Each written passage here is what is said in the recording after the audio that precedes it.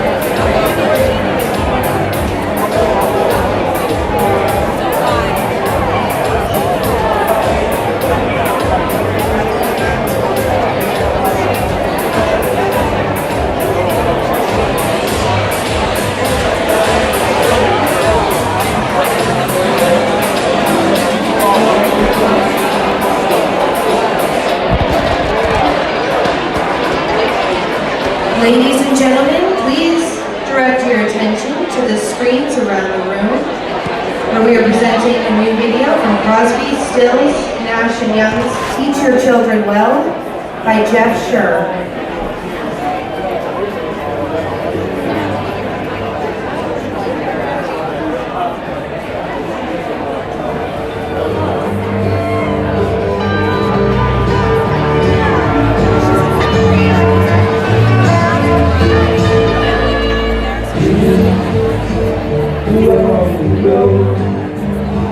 Must have echoes that you can live by, and so become yourself, because the past is just a goodbye. Teach your children well, their father's hand will slowly go by, and feed them on your dreams, the one they fix, the one you don't die. Don't you ever ask them why, if they told you you would die, so just look at them and sigh.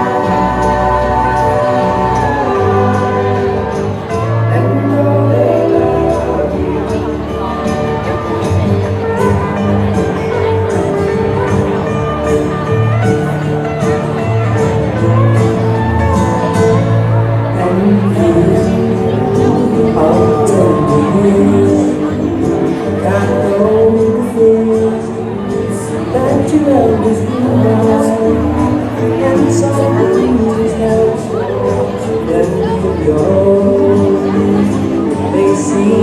before they can teach the parents well. The children tell will slowly go by and feed them on your dreams. The one they bit, the one you know by. Don't you ever ask them why. If they told you you would cry, so just look at them and sigh. And you know they love you.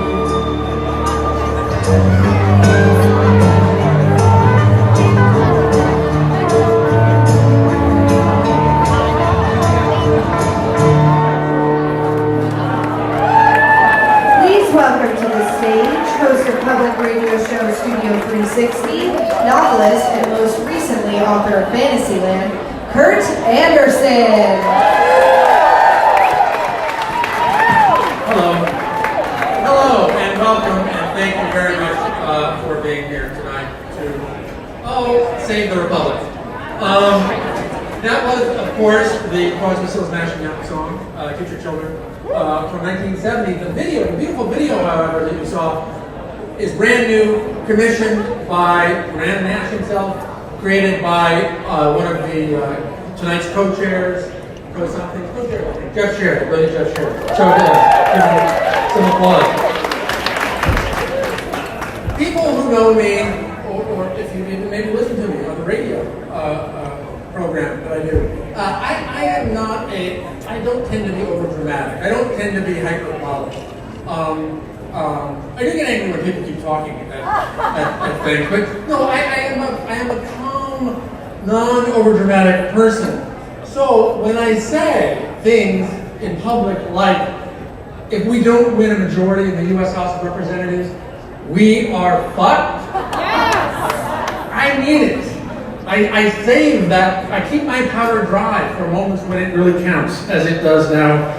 As you all know, which is why you're all here, of course, as we all know at this point, I think, to get the majority, Democrats need to win 23 of the 236 seats in the House occupied currently by Republicans, less than 10%. But we need those 23. And there's a good chance that 4 of those, the people, more than 23 new members of Congress, new Democratic members of Congress, are here in this room tonight with us, the 4 challengers. Yes, applaud them. Because if we all do our jobs for the next 6 weeks, they will be riding the crest of the blue wave. So that is to say, swing left, thanks you for giving your money. Give more if you can. But these folks, these 4 challengers in these very flippable districts, also want your time and your energy and your friends' time and energy. And this is why we're saying this to you New Yorkers. I assume most of you are from New York, or maybe all of you. Is here in New York City, all but one of the congressional seats are safe Democratic seats. Your volunteer energy is needed elsewhere. Sometimes nearby, sometimes a beautiful drive across the state away.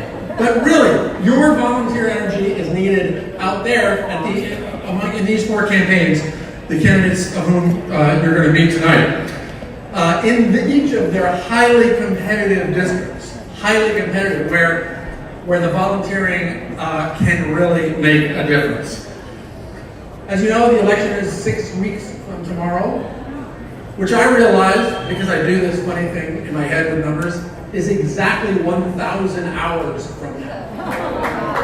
1,000 hours, right? It adds a sense of urgency to this operation. You can start the volunteering process anytime you'd like by texting Weekend BK. Sounds kind of racy. Weekend BK to 50409 anytime you like, and later in the program you will hear details about how these volunteering expeditions will work and how you'll be conscripted and how great it will be by people who actually know what they're talking about from swing left. But now, ladies and gentlemen, comedy. Comedy tonight. First off, a stand-up whose day job is being one of the Emmy Award-winning writers of Last Week with John Oliver. Please welcome Josh Gondel.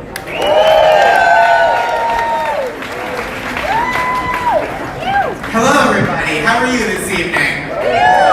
Oh my gosh, I love your enthusiasm, audience. This is what I'm going to be like for the next several minutes. I'm like if a cardigan were a person. So let's get into it, shall we? First of all, I'm just going to pander. Give yourselves another round of applause for coming out for such an important prize. This is huge. We're gonna flip a house in a way that would make it not a great HGTV show, but it's gonna happen. I think we're gonna turn the house blue, which normally means something's being deprived of oxygen, but not tonight. Tonight we're giving fresh blood to democracy. Does that count? Is that a thing people say? I don't know. I've blacked out. Hello. This is me. This is what I'm like. I think we have to be optimistic about this. We have to work hard, but we have to be optimistic. And that's an unpopular opinion, I think. I live in New York City, as I'm sure many of you do, and nobody here likes it when you think things could be better. Everybody in this town loves a pessimist. Everybody loves a guy in a black leather jacket smoking a cigarette like, we were all born just to die. People see that dude, right? He just flicks his lit butt in a rat's face like, life is pain, buddy, learn it. People see that guy, they're like, that guy gets it. That's a cool guy. He probably knows why the Velvet Underground is a good band. He can probably taste the difference between different types of beer instead of just going, very beery and putting it down forever the way I do. Meanwhile, I'm just sitting by myself drinking a milkshake like, can you believe there's a sunset every day? Wow, that is incredible. And that's what we need. I think we need people who believe the world can be better. Because we're in a weird time, right? It's been a weird couple of years. A lot of things are bad, but even the stuff that's not bad is weird. People started saying Oprah should run for president. That was a turn. I love Oprah. I'm not sure that's the job for her. She's busy, right? She's got a book club to run. Time to wrinkle. I'm just not, she's got a lot on her plate. I don't love the arguments for Oprah running. I do hate the arguments against it, right? Everybody who doesn't want Oprah to run for president always says the same thing. They go, Oprah can't run for president. We can't have any more celebrity presidents after Trump. After Donald Trump, no more celebrity presidents. But I'm pretty sure celebrity isn't the biggest problem with that guy. That's like eating a bike tire and then going, food should not be circles. Whoops, I made a mistake with circle food. Squares only in the future. We have a lot of great candidates running non-celebrity. I think that's really wonderful. People running for the first time, people taking back seats. I think that's awesome. It's really important. We have a president who is too confident. I think it takes a lot of confidence to run for any seat. We have a president who's too cocky even for the job of being the president. He's so confident, people don't even talk about it anymore. He fired the director of the FBI as calmly as if he were canceling an Uber that's too far away. And that's no good, right? It's just like, Comey will be here in 15 minutes? Nope, forget that. Next guy, swipe left on the FBI. You do have to be confident to run for office. I think that's wonderful, right? Especially for President Hillary Clinton, very confident. She just held it differently. Hillary Clinton had an ice cold poise, right? Bernie Sanders, also very confident. That's a confidence I could relate to. Bernie Sanders spoke with a confidence I understand from my upbringing. Because Bernie speaks with the confidence of an old man ordering off menu at a Dunkin' Donuts, doesn't he? Every policy he outlines just sounds to me like, they don't want you to have it, but they'll give it to you if you ask. There's plenty for everyone in the back. And I'm for it. I'm like, yeah, let's nationalize splendor. We can do this. It's very good. I don't know. I just think we have to take care of each other, right? We have to be kind and accept and understand all different kinds of people and look out for them across ethnic backgrounds, across economic backgrounds. I think that's really important. I used to teach preschool. Yeah, thank you. Okay, I didn't know that was the part you were gonna like the best. I did, which explains why my whole vibe is hipster Mr. Rogers. But I used to teach preschool, and I tried to teach the kids, love all sorts of people, don't be prejudiced, don't be bigoted. And I know the kids took to that message of open-mindedness because one day we were eating lunch, which is a thing I let them do every day. This wasn't a special occasion. And there was a little boy named Matthew who was very popular because he had a lot of stickers and very rarely pooped his pants. And when you're 4, that's all it takes. So we're eating lunch, and the girls are giving Matthew such a hard time. They're like, Matthew, marry me. Marry me, Matthew, marry me. No, don't marry her, marry me. Me, Matthew, me. And he turns bright red. No one's ever proposed to him before. He doesn't know what to do. So the girls jack up the intensity. They're like, Matthew, whichever you choose, you're gonna marry. Because if you don't choose right now, time's gonna run out and you'll be left without anyone to marry at all. It's like, whoa, what a crazy thing for those girls to say, never having eaten Thanksgiving dinner with my grandparents before. So finally Matthew speaks up. He's like, I'm sorry, girls. I don't know why his voice is deeper than my voice when I tell this story, but it is. He says, I'm sorry, girls, but I'm gonna marry Jeremy. We all turn to look at Jeremy, who's just sitting there like this. Like, oh, he asked his dad, bro, it's cool. And the girls are furious. Like, Matthew, you can't do that. You can't marry Jeremy, because Jeremy's a boy, and you're a boy, and a boy can't marry another boy. That's against the rules. Isn't that against the rules, Josh? And now I find myself the arbiter of civil liberties for a room full of 4-year-olds. I'm like a one-man pre-K ACLU. So I say to the girls very sincerely, well, in the United States where we live, if 2 boys grow up and want to marry each other, that's totally great, no problem at all. And there's silence in the room, tension, much like when I tell this story at a fundraiser in a bowling alley for some reason. Tension that is only broken when Matthew and Jeremy high five! And why wouldn't they when you're 4, gay marriage is all you want in the world? Yeah, it's just a never-ending slumber party with your best bro where you can play trucks until dawn any night you want. Also, in case anyone here has conservative family and needs a code word, playing trucks is the funniest euphemism for gay sex. You can have that. No, Dad, I'm not gay. I'm Bill Ford Tough. That's for you. Just enjoy it. Use it as you need. So finally, one girl pipes up like a real dickhead. She's like, if you can marry a boy, why don't you just marry a dog? It's like, whoa, like easy, Betsy DeVos. Like, how is this girl already old enough to know she's gonna grow up and manage a Chick-fil-A someday? So I think I'm gonna have to give another speech about why to love and cherish every type of person. But before I can, Matthew goes, marry a dog? That sounds even better! These kids are perhaps too open-minded. Anyway, help flip the house, canvas, do what you can, support candidates. Thank you for having me. I'm Josh Conklin. Back to Kurt. Bye.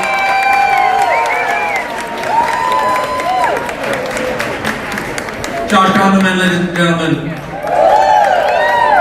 And now, a stand-up whose day job, this is a pattern, is writing on the brilliant staff and being one of those brilliant writers on the Late Night with Stephen Colbert program, Ms. Emmy Blotnick.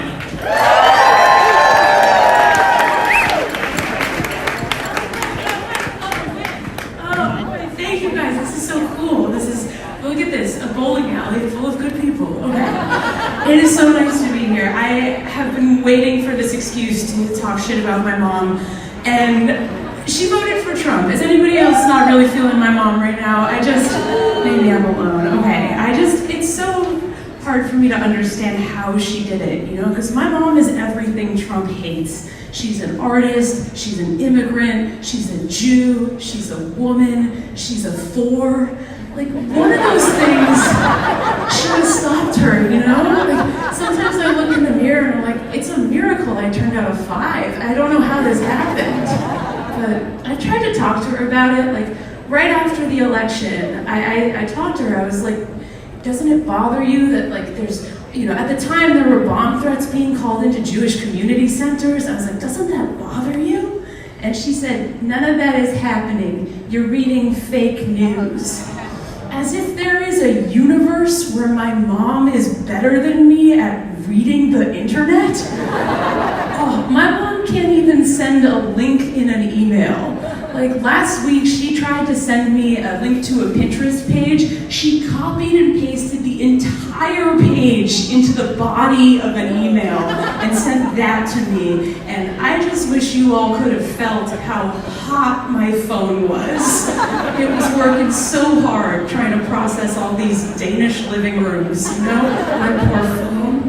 But yeah, she's I don't know, she's trying her best, I guess. Like last time I used her computer, I was trying to help her set up her printer. She had a folder on her desktop that was called Club Can't Handle Me. And all that was in it was the Flo Rida song, Club Can't Handle Me. She gave that its own folder. I mean, even Flo Rida wouldn't give that song its own folder. And he's the one the club can't handle, you know? It's just, she's trying. She tried to level with me about it too, because she was like, you know, it's very easy to fall for fake news. It happens to all of us. The other day, I clicked on an article about Barbara Streisand that turned out to be an ad for eye cream. And I was like, where is that the news? Like, what are you reading? Is it like the Daily Streisand or something? I feel like here's what's happening. I think our moms are using a completely different internet from the rest of us. It's a whole mom internet full of mom clickbait. It's all these stories that wouldn't be interesting to you or me, but they're like catnip for moms. The headline will say like, you won't believe what Barbara Streisand is up to. And my mom's like, oh, that's for me. It'll be like, breaking news, all the nightgowns at TJ Maxx are really big. She'll be like, oh, that's another one for me. It'll be like, is your cell phone ringing? It's not your ringtone, but you never know. But I did hear a cell phone. What if it's for me? She's trying, you know, it's tricky because she's so convinced that I'm the one reading fake news. She sent me an email forward the other day it was a list of fake news websites to avoid. It was in an Excel attachment, and it had been through thousands of mom book groups. It was just a deluge of AOL email addresses. And one of the websites on this list of fake news websites to avoid, I wish I was making this up. One of the websites was bigpizzone.com.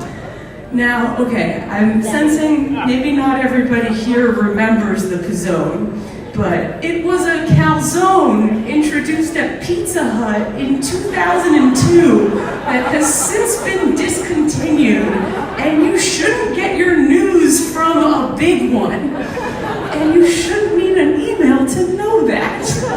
But my mom does, you know, she's got her own issues. She voted for Trump because she thought he was going to be good for Israel. That's her big thing. And it's tricky with her because she hasn't been to Israel since she was 13 years old. And that still motivates her every election. And it's, for me, I don't understand because there's nothing I loved when I was 13 that could make me vote for Donald Trump now, you know? Like, even if his cabinet was the Backstreet Boys, I wouldn't vote for him. I was an NSYNC fan. So, my favorite guy was Chris Kirkpatrick, that one with the pineapple dreads. That was my dude, because even when I was 13, I knew to aim low. So, you know, you gotta be realistic. But my mom, it's tricky. She's 70. She's 70 years old, and I had this thought. I took ecstasy for the first time recently, and I had this awakening. I was like, I know what we need to do to fix our relationship. I just need to take my mom back to Israel and leave her there. And everything will be fixed. Everything will be better. And I know I'm not going to travel with her. 70 is what an age. I'm assuming no one is 70 at Brooklyn Bowl on a Monday. Okay. All right, you're not 70. Okay. Well, you're a young 70. Look at me trying to dig myself out of this one. Okay. Yeah, I just think, here's what it is. With the exception of you, I think most 70-year-olds are not good at computers. Like, my mom is not better at computers than Donald Trump and my mom are right on that same level. Like, do not be surprised if tomorrow he tweets out a link to bigpizzone.com and is like, the Big Pizzone is a failing calzone designed by the Democrats to obstruct all our pizzas. You know, that's why we have to get him out of there. So you guys are all doing the right thing. Thank you for having me. Thanks for being here.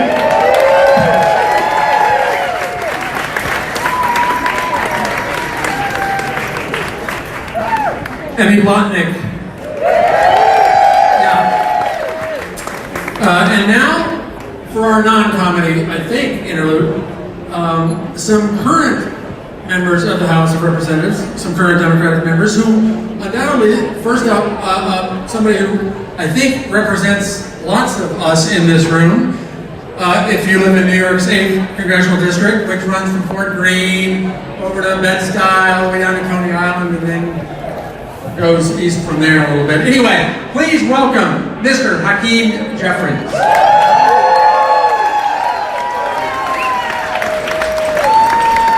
Thank you so much for the introduction. Is Brooklyn in the house right now? Are y'all ready to elect Max and Dana and Antonio and Anthony Brindisi?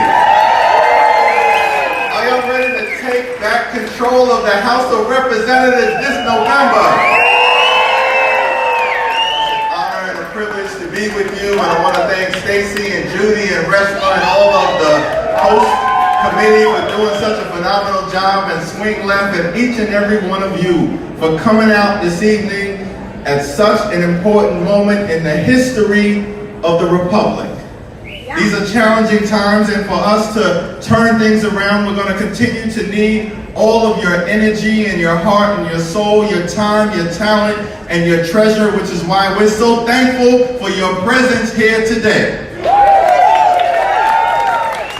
We've got 43 or 44 days left, and certainly we've got to run through the finish line. Now, it's my honor and privilege to represent the 8th Congressional District in New York, one of the most diverse districts in the nation.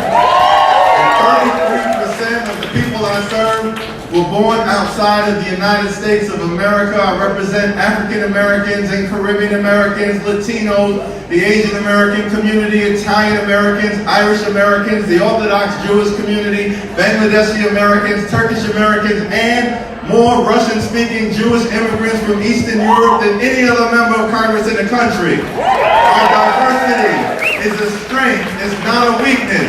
We are a gorgeous mosaic, a nation of immigrants, people from all over the world who come here to experience the American dream. We are white, we are black, we are Latino, we are Asian, we are Christian, we are Muslim, we are Jewish, we are gay, we are straight, we are young, we are older, we are men, we are women. Out of many, we are one. That is the great strength of the United States of America. And no matter what is happening, no matter what xenophobic behavior is coming out of 1600 Pennsylvania Avenue, we're never going to let them take that away from us. So the stakes, of course, are extremely high. The challenges are high. We have very different visions for what we as Democrats and what Republicans stand for in terms of the United States of America. We want to move the country forward. They're trying to turn back the clock. We're fighting to bring people together. They're trying to tear us apart. We're fighting for working families and middle-class folks. They're fighting for the wealthy and the well-off. We believe in the public interest. They're all about special interests. We're fighting for the people. They're fighting for the privileged few. We want to protect Social Security and Medicare. They're trying to take it away. We believe in a woman's right to choose, and they're trying to destroy it. But here's a news flash straight out of Brooklyn. We stand on the side of reproductive freedom today. We stand on the side of reproductive freedom tomorrow. We will stand on the side of reproductive freedom forever here in the United States of America. Because we believe in a country that provides for the poor, works for working families, makes sense for the middle class, stands up for senior citizens, innovates in the inner city, strengthens suburban communities, and revitalizes rural America. We believe in a country with liberty and justice for all, equal protection under the law, government of the people, by the people, and for the people.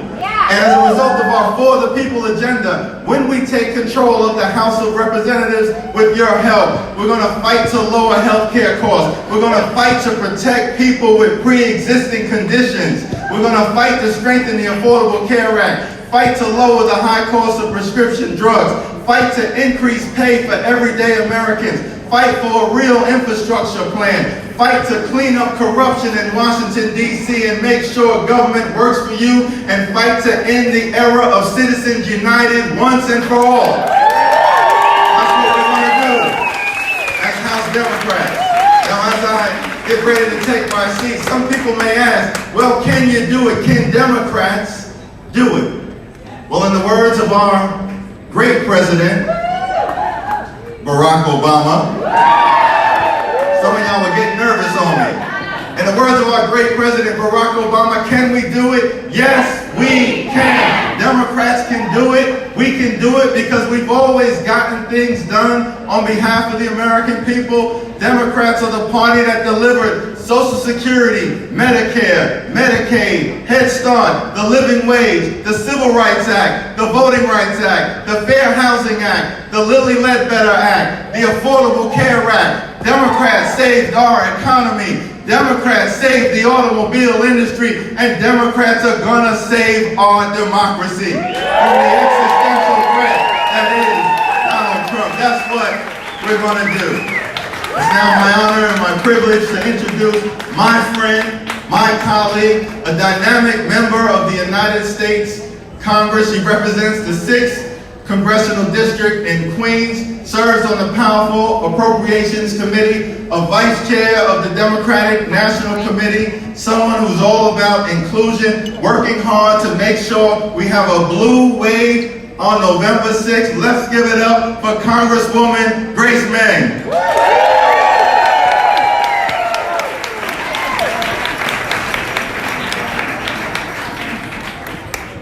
Tough speaking after Hakeem. Good evening, everyone.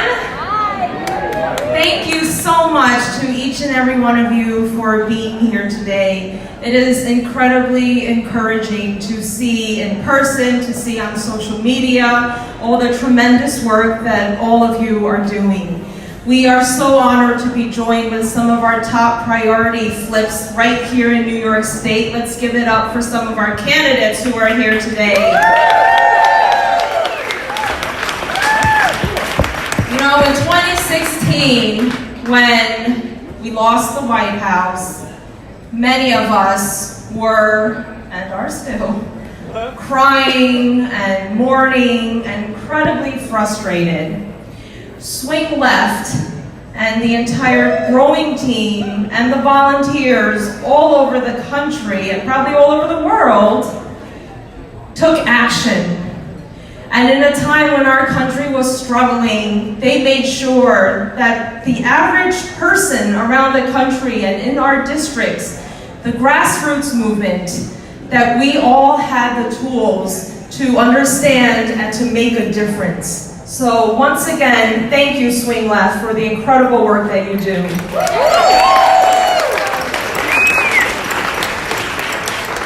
I'm proud to represent Queens in the United States Congress, and I know what borough I'm in, and I won't tell you that it's the best borough in the state, but Queens, someone from Queens. I'm incredibly privileged to represent parts of Queens and DC. I never thought that I would run for office. I never thought that a congressperson or an elected official looked like me. But what all of you are doing, and what's incredibly important, especially in the times of this unpredictable, chaotic, and dangerous administration, is that you are changing the standard of what a public servant and what our government looks like. And I want to say thank you. Conventional conventional wisdom of what makes a candidate viable and what makes them more able to win an election versus another candidate doesn't hold true anymore. And it's so important to change the standard. There are so many women this year, especially running for office. Over 300 women ran for the House this year. And almost 200 of them made it out of their primaries and will flip seats in November. And that's also about changing the standard, because when we win in November, we will have the first Filipina woman to represent Texas in Congress. We will have the first Native American woman to represent New Mexico in Congress. We will have the first woman in the entire delegation right now to represent Pennsylvania in Congress. And we will have the first 2 Latina women in Texas be represented in Congress. So your work, every phone call, every door knock, every postcard makes a difference. It's important that we teach our children and our next generation that it's important to change and to raise the standard.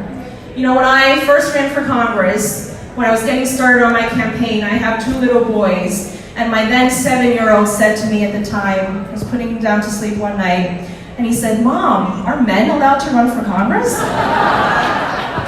So see how important it is to change the standard? We are so fortunate to have some amazing candidates here in New York and throughout the country. There is so much at stake in this year's elections, and I don't have to tell you that.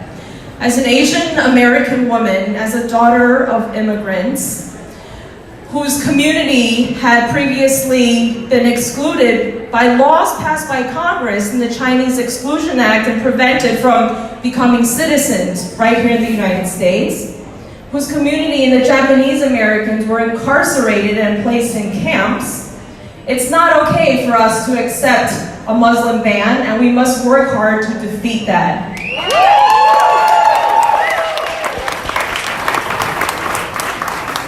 And as a woman, it's not okay for a potential Supreme Court justice to feel like whatever he did 30 years ago to a woman, regardless of her age, without her permission, and now testing the woman's credibility, that's not okay.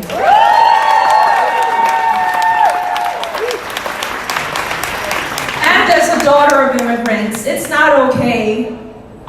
When I went to the border to try to talk to the children who are separated from their parents and saw a room full of hundreds of little boys and little girls, and I've got 2 kids.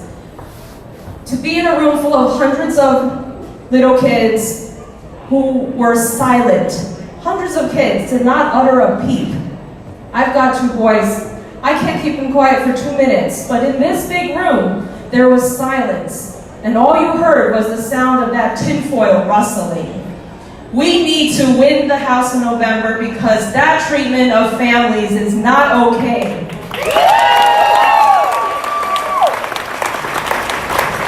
So I really wanted to be here today to say thank you personally to each and every one of you. Our country is indebted to the amazing work that you're doing every single day.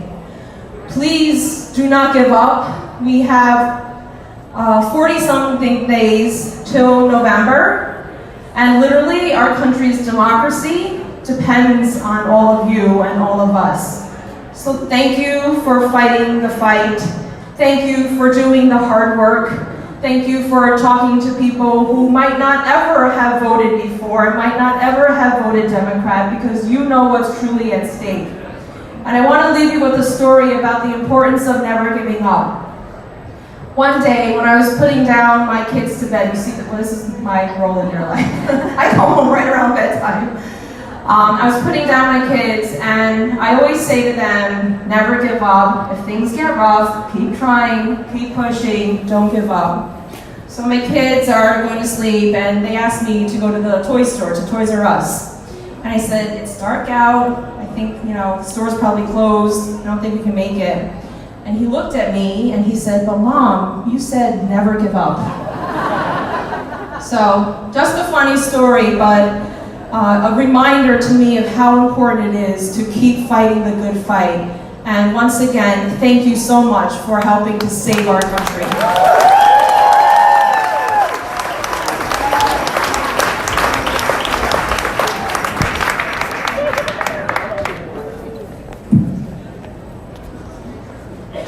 I couldn't have put it better. And by the way, when we win, November 6th, those are the people we will have in the majority. What an exciting prospect. And before we meet the 4 other people who we're going to have sent down to Washington to join them, another brief comedy intermezzo. This one provided by a stand-up who is also continuing the pattern, a former producer for The Daily Show, a best-selling author, an activist, and God knows what else, my friend Baratunde Thurston.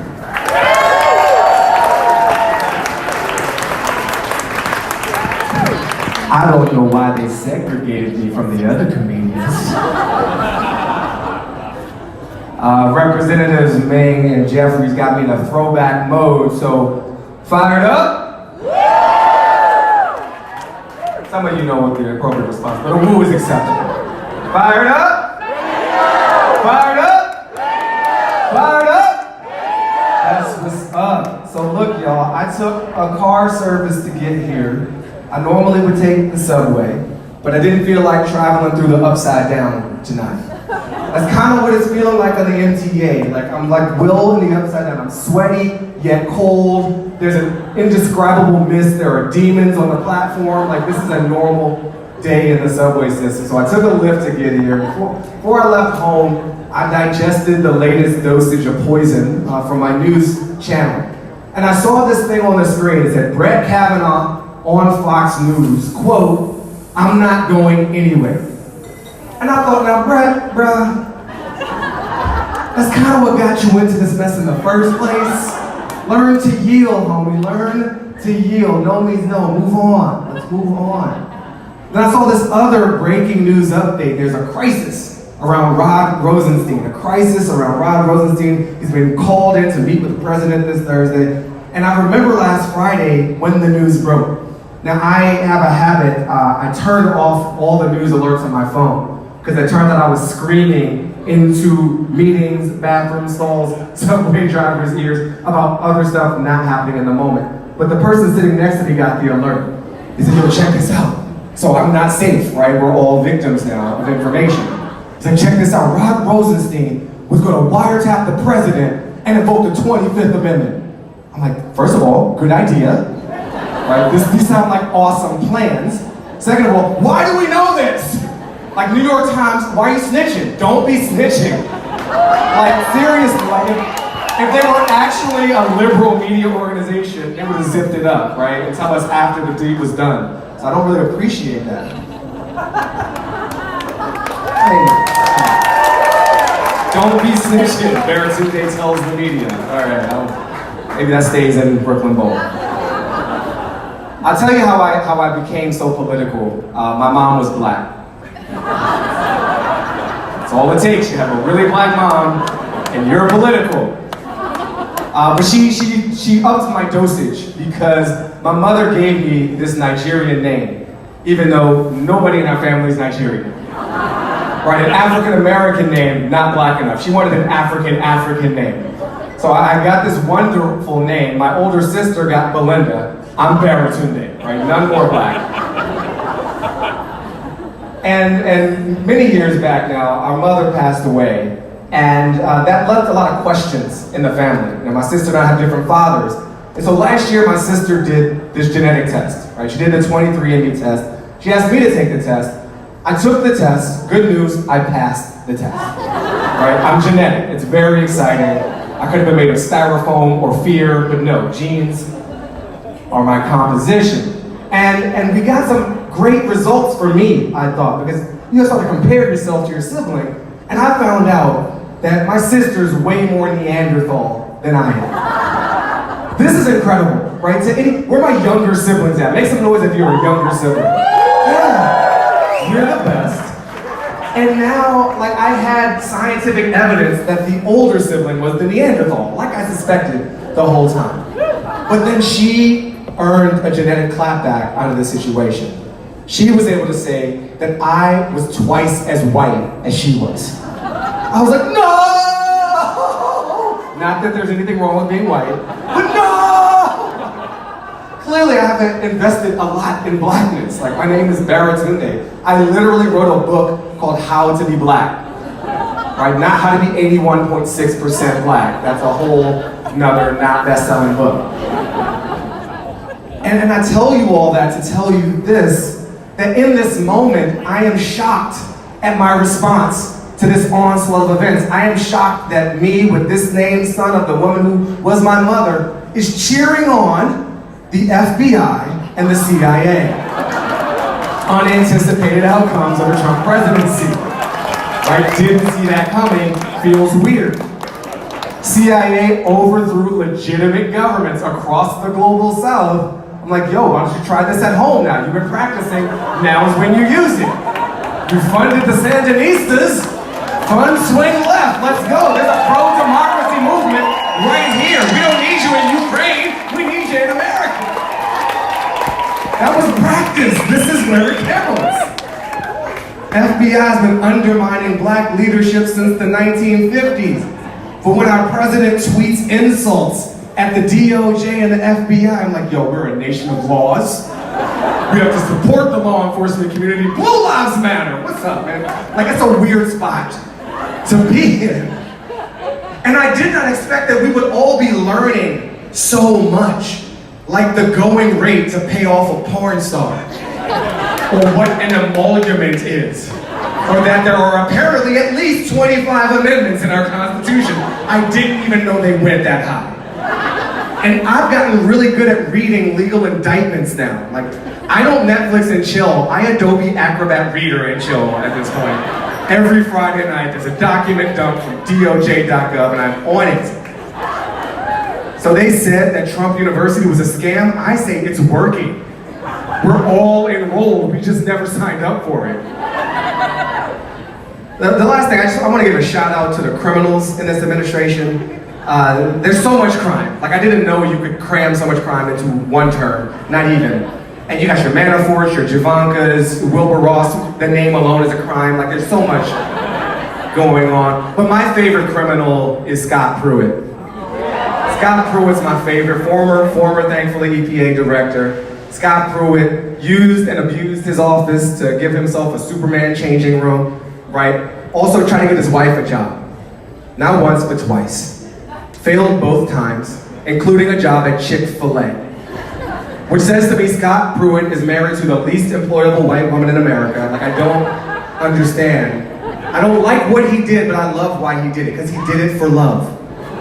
Right? He loved his booze so much, he did crimes and lost his job in the process. That's a beautiful, beautiful circle. I'll leave you with this. We are gonna win as long as we all in this room do our jobs. Don't look at 538. Don't look at no.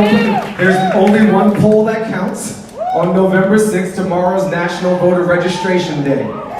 Take somebody to get registered. Brooklyn Public Libraries are registering voters all day tomorrow. That's just one spot you can go to. Fired up? Fired up? Fired up?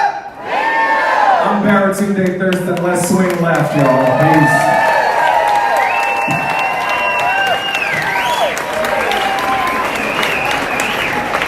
Baratunde Thurston.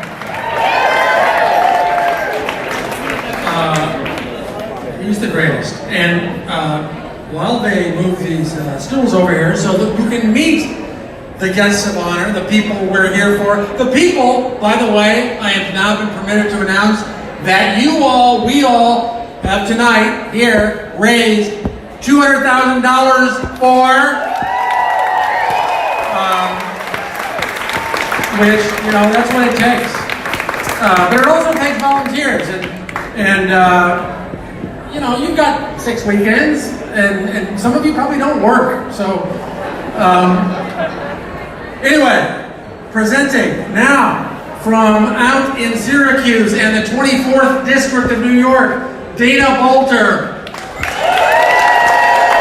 From the next district east, the 22nd, Mr. Anthony Brindisi. And from just north of here, the Hudson River Valley, the 11th District, on the 19th District, Mr. Antonio Delgado.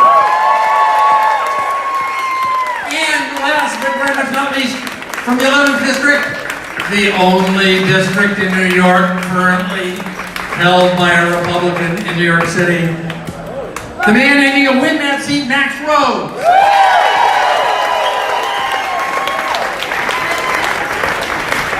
I guess I don't need two microphones. Welcome, all of you. I have spent days reading about all of you, and it made me happy. It made me happy that you're all, you're all really young. The oldest one of you, I'm not going to say who it is, but you're all 30 to 42. I mean, that's excellent. So, Mr. Max Rhodes, you there. You represent some of Brooklyn, Bay Ridge, Bensonhurst, but 2/3 of your district is Staten Island.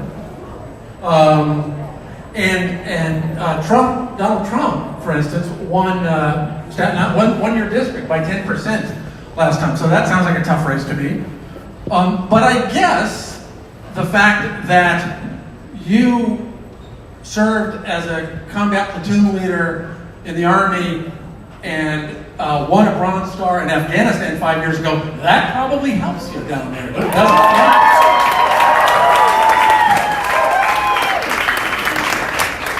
That's a question?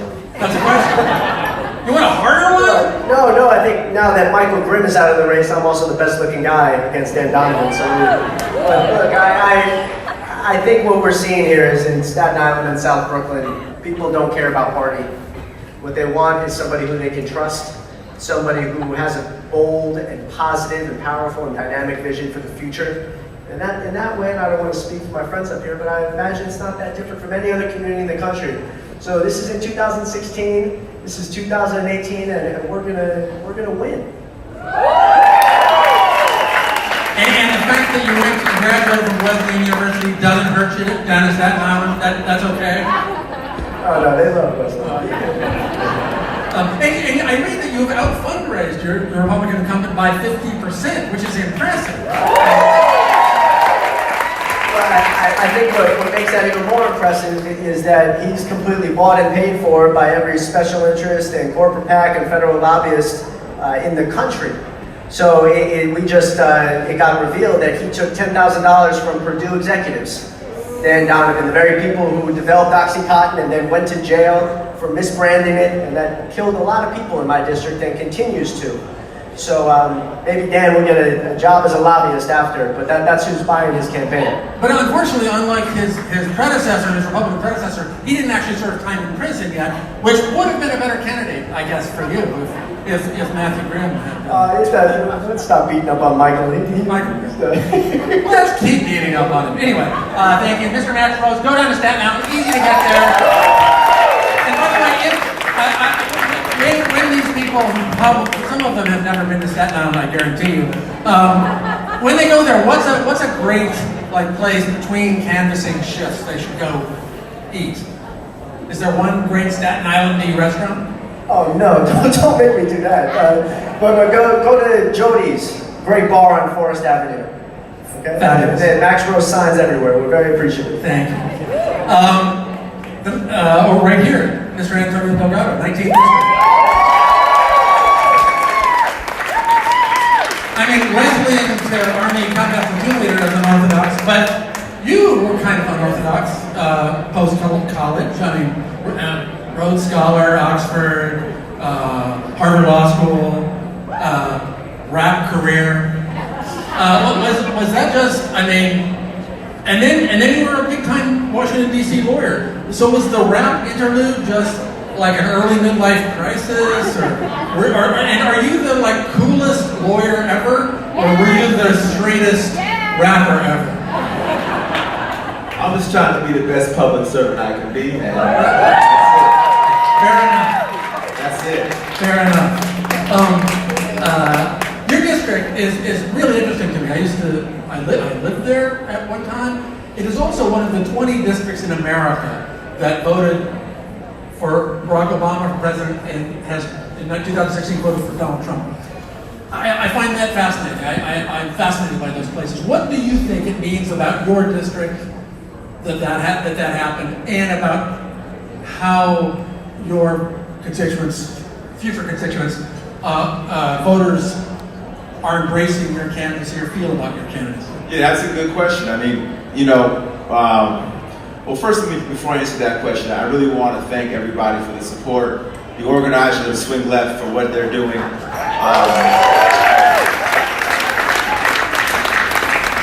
I understand we're trying to create some levity here and keep it light, but the fact of the matter is, the stakes are pretty high. And to your question, a lot of folks right now who voted for Obama and then Trump or sat out the next election, they did so because they felt disrespected. They felt like the system wasn't responding to their needs as working folk for a long time. And I can tell you, as a young man growing up in a working class family, cutting coupons and putting clothes on layaway and having a family that could have good jobs that allow us to work our way up into the middle class, it hurts to know that for so many folks where I come from, that story is not possible. And that for a long time, whether you're on the left or the right, there hasn't been enough attention paid to the people. And until we start rectifying that situation, a lot of folks are going to check out of our democracy and buy into autocrats. And it's important now more than ever that we do the work day in and day out to not even talk about necessarily the policy, but get back to decency, respect, civility, compassion, understanding, love. These are the kind of things that folks want restored in their system. Future Congressmember Antonio Delgado.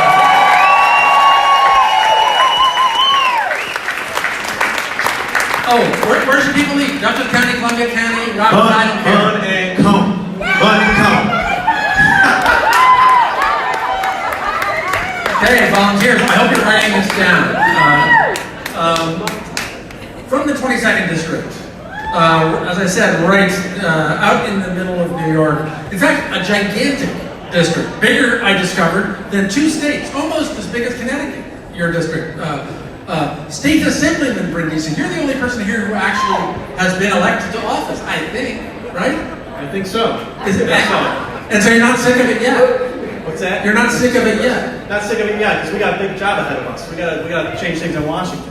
Right. And you are from what is a big city in your district, Utica. Utica is the largest city in the district. Binghamton is the second largest in the southern tier. Yeah. Williamsburg, I realize, Brooklyn, 3 times as big as Utica in population. But it is a rural place. I have spent a lot of time in your district, actually. My sister lives there. And a lot of small towns. It is Trump America. He won by 16% in your district. So why do the polls, I know you don't like to talk about polls, not good, they mean nothing, but you're ahead. Well, why are you ahead?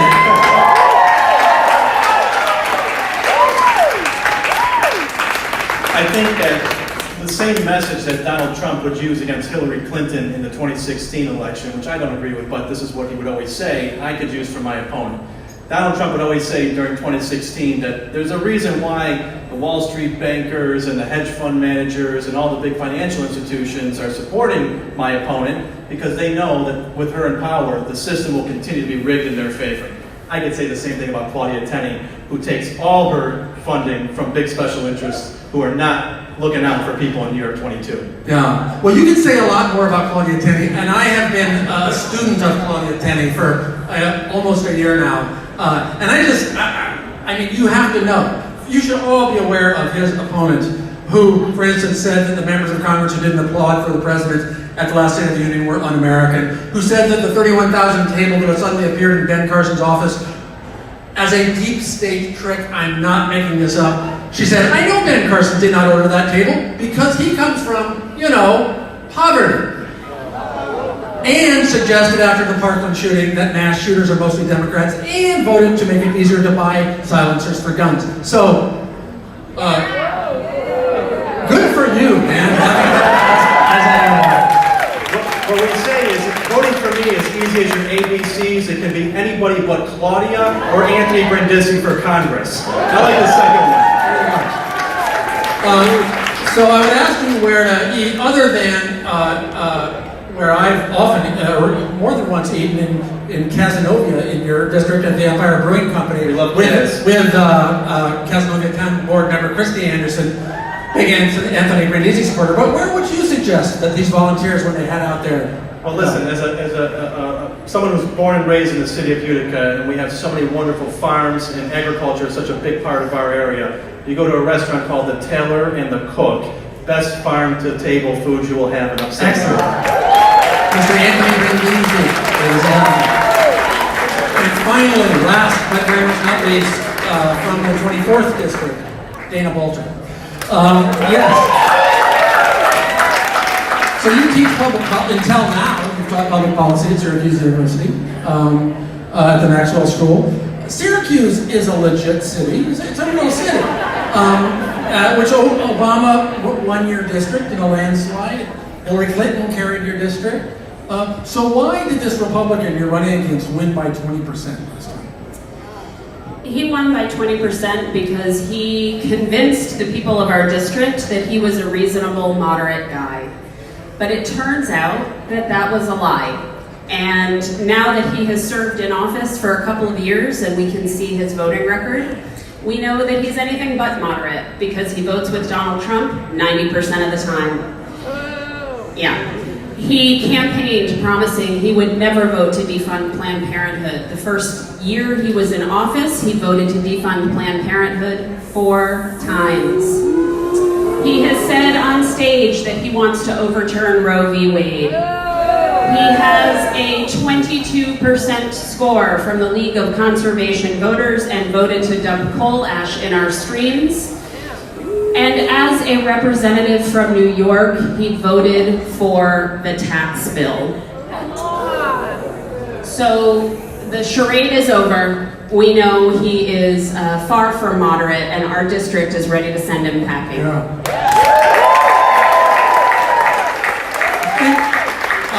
Before I ask you where people should be in Syracuse, do you have an idea, you're a public policy professor, you're a political scientist, when we talk about this Democratic House, the 116th Congress, the Democratic House majority being a check on Trump, which a lot of independents and Republicans are convinced of and are going to vote for you people and Democrats all across the country, what do you see that check as being? So first, I just need to correct the record. I'm not a political scientist. I'm in public administration. Just in case there are political scientists out there. So I think one of the most horrifying things that we've seen happen since Donald Trump has taken office is that we have watched Congress, controlled by the GOP, abdicate its responsibility to serve as a check on the president. And never in my lifetime have we needed that more. And there's a lot we've got to do. You all watch and read the same news that I do, I'm sure. I can think of probably 24 investigations that should be happening in Congress right now that aren't. Congress should be looking into everything from that fiasco of a Helsinki summit where our president stood and kowtowed to a dictator who launched cyber warfare against our country, to Scott Pruitt's ethics violations that we heard about once already tonight, to the process of Kavanaugh's confirmation. I mean, you pick a week, there's an investigation that needs to happen, and Congress isn't doing any of it. So that's a great place to start. And we might win the Senate, but even if we win the House, all of that can happen. Yeah, absolutely. Yeah, exactly. What an exciting prospect to have these 4 people in the New York Congressional Delegation. You can make it happen. I'm not going to get to plug the Syracuse restaurant. Yes, of course. Where do we eat? Okay. Where do we eat? So when you all come up to knock on doors in our district, which you really should do because it's the most beautiful place in the state, come see the Finger Lakes. The food scene in Syracuse is exploding, but I think I would lose my Syracuse residency card if I didn't tell you to eat at Dinosaur Barbecue. Excellent. Dana Balter, Anthony Brindisi, Antonio Delgado, and Max Rose. Thank you, guys.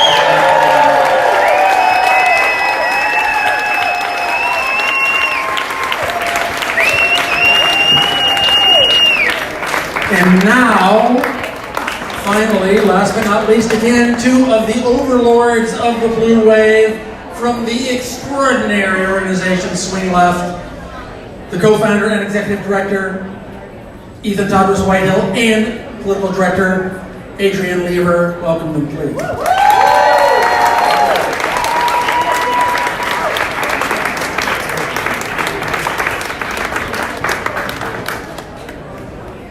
Hey, so first I want to say thanks to our chairs, our host committee, our wonderful candidates, and of course our congresspeople here in New York, Grace Meng and Hakeem Jeffries. One more round of applause for all of them.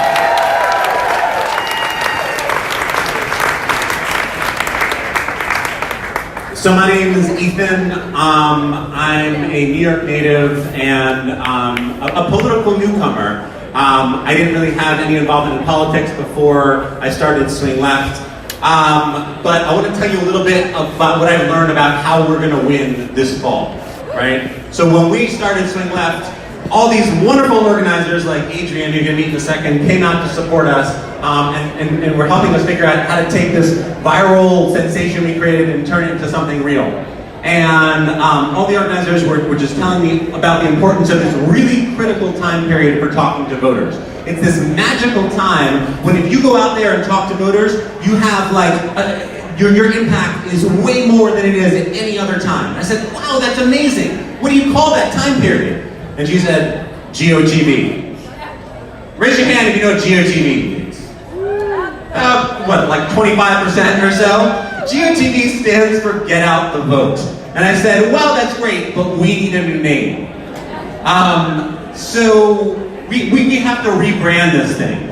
We decided to call it, we decided to give it a name commensurate with its impact and call it The Last Weekend. Right?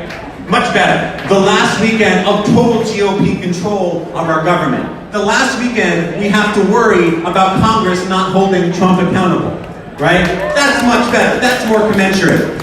And we need you out there volunteering on the last weekend because we can all vote. But most of us here, we are voting in deep blue districts where our vote will not make a difference for control of the House of Representatives next fall and this fall when that critical check that we need on Trump and the GOP. So from folks like you here, we need more. We need you to do more than just vote this year. We need you to volunteer for these wonderful candidates that you just met here. Okay? So Adrian here is going to tell you a little more about the last weekend, what it is, and how you can sign up. Hey, everybody! I'm going to be your favorite speaker tonight because I'm the last. I'm going to also take you back to a very dark moment. Who remembers where they were in November 2016? Who doesn't remember? I remember very clearly. I was in Ohio, in Northeast Ohio, in a town called Lima, and I was knocking on doors with my team, trying to get out the last voter we could get to before the polls closed on election day.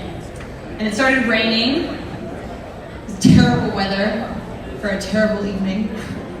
And I was ready to go home, and I was tired, and frankly, I thought we were going to win. So I was ready to pack my bags.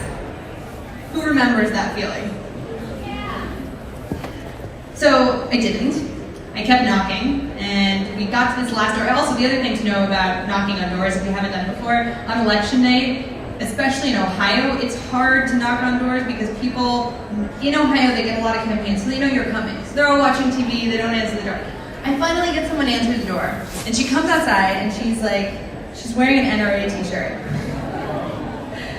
I can't remember what it said, but it was horrible. And then she was wearing bunny slippers, and like had her pajamas on, and I clearly interrupted a television talk show, and she didn't really look like she wanted to talk to me, but I opened up the door and I said, did you know that the polls are closing in half an hour? Have you gone out to vote yet? And she said to me, you know, I don't really like any of the candidates. I'm not voting this year. And I said, why? What don't you know, what is it that you don't like? And she said, you know, I think Trump, I don't like him, and Hillary, you know, she's gonna take away my guns. And I said, well, that's not true. You know, let me talk to you about gun control, you know, and what she believes. We had a really nice conversation. We started talking, it was a few minutes, 5 minutes or so. And then we started talking about the issues that she's been having with healthcare and all of the other reasons that government impacts her life on a day-to-day basis. And by the end of the 5-minute conversation, this woman, in her bunny slippers and her NRA t-shirt, who said she didn't like any of the candidates, got her shoes on, laced up her sneakers, and walked with me to the polls. And that was one of the most powerful moments of my life, because I said, I can do this. We can get to these people. Imagine if 100 more people did this, 1,000 more people did this. Imagine the impact we could make. 100,000, a million. 100,000, a million people. I went home, and obviously we all remember how that day went. So we're not going to do that again this year. Right? This year, I'm not going to knock on doors. You're not going to knock on doors. We are all going to knock on doors. If you've donated, if you have marched, if you have posted on Facebook, that is the first step. Now you go out and you knock on doors and you talk to voters. And you do not have to be a policy expert. You do not have to know about all of the candidates and their policy stances and what they believe in. You have to show people that you care, because they are standing behind those doors and they are waiting for you to show up. And they are disenchanted with the political system, and they are feeling cut off, and they're tired, and they're angry, and they're frustrated, just like we are. And they need to be listened to. And that is what this last weekend is all about. So this is what I'm going to ask of all of you. Ethan, I need your cell phone because I forgot mine. Raise your phones. I want to see lights. I want to see lights like in a concert. It's not light enough in here. There you go. All right. Who is going to commit to go to knock on doors all 4 days of the final 4 days of this election cycle? Raise your hand. Last weekend. Okay. I see a commitment from Hakeem Jeffries. All 4 days. Who's going with Hakeem Jeffries? This is what you're going to do. Take your phones, and you are going to type in 50409. Text. 50409. Do it now. Do it right now. Here. I'm watching. Then you are going to, in the text box, I had to explain this in detail to Michael Moore last week. Not everybody knows how to text, guys. You put it in the subject line, and you type weekend space BK. Weekend Brooklyn. Lowercase, uppercase, doesn't matter, as long as you put it in. You're not texting. You're not texting. You're not texting. Text 50409. Everybody say it with me. 50409. 50409. All right. Where are we? Have you gotten responses? Okay, it's going to say, thank you for your commitment to the last weekend. How many hours can you commit? So now here's what we do. Who is committing at least 3 hours? That's one canvas shift to go knock on doors. That's Raise the your bare hands. minimum. Raise your hands high. Be proud. Who is committing at least 6 hours? All right. Give me your name. What's your name? Becky. Becky is committing 6 hours. Who's with Becky? Raise your hands again. Who is committing 9 hours? It's really hard with the lights in here. 9 hours. Okay. And finally, who is going to commit all 4 days of the final 4 days, the last weekend? Raise your hands high. Now give yourselves a round of applause, because if we do this, we are going to win this thing in November and we're going to take back the house. Thank you. Good night, everyone. Thanks again for everyone who is here. Thank you for all of you who will be volunteering. I look forward to seeing everyone in the last weekend and taking back the House for Democrats this fall. Thank you guys, and just a couple of thank yous before I let you all go. Thanks to our DJs who will continue playing for the next hour as you have more fun. Fundido, for Will Richardson and Lotney Hughes. Thank you to Bonnie Siegler, one of the co-organizers of this, who wrangled me into this. And by the way, that's what I have to say. You may never have knocked on doors before. You may never have done this. I've never done this. This is an emergency. We need to do things we've not done before. 1,000 hours left. Thank you very much.